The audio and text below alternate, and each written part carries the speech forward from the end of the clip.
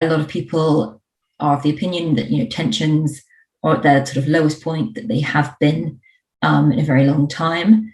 I think that is certainly true, although the recent Geneva summit has sort of helped somewhat, very temporary kind of solution.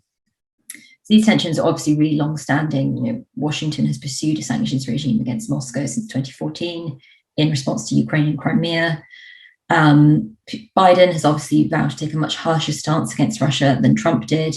As we're all aware, Trump sought very hard to cultivate a personal relationship with Putin, as he did with many other sort of authoritarian leaders.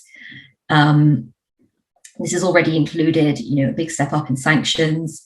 So sanctions over the Navalny detention, over cyber activities, over election meddling.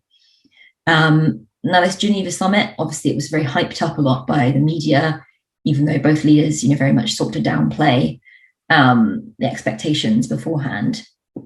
And I think they were obviously right to do that, given this isn't going to lead to a major reset in relations.